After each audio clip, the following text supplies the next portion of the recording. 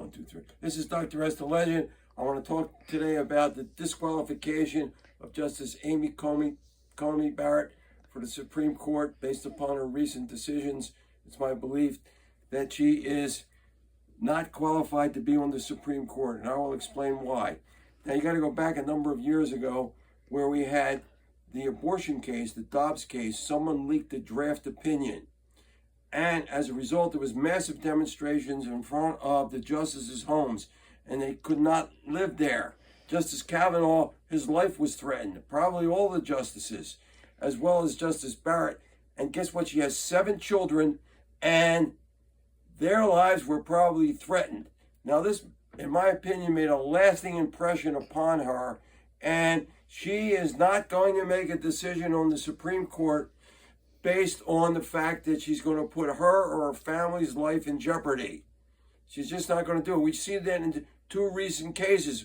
We saw that on the absentee ballot case, where she was the deciding vote, and the court said that ballots can come in after the election, that the U.S. Postal Service is just fine. And they can come in a week later, a couple weeks later, and again, she was the deciding vote on this.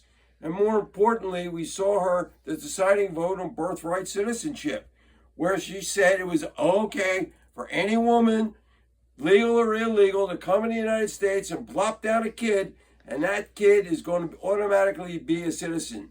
We do not have birthright citizenship in any legitimate country in the world, except in the United States, and she was the ruling factor. There's another reason, a more important reason. She's inexperienced. She practiced law for 3 years, and then she was a judge for 3 years. And then guess what? She became a university professor for 15 years. Now, I know a lot about this because I taught at the university level. I don't care what your political persuasion. You teach at the university level, you're living in a dream world. It's unreality. It's the world of ideas and philosophy. It has no bearing on reality. These people hardly even work. Maybe they'll teach 8 hours a week and they're off 20 weeks a year. Unbelievable. She's disqualified for being on the Supreme Court, and I don't know how you get rid of her because she serves for life. You can't get rid of her, and she's not going to make a single decision to put her or her family in jeopardy. And based on her teaching experience, she has lived in a dream world. Now, this is Dr. S. the Legend signing off, but I want you to know that in a day or two, I'm going to have a YouTube video put up on this subject, and I'm going to add some more factors in her disqualification. And that is Dr. S. the Legend. That's one word, DRS the Legend.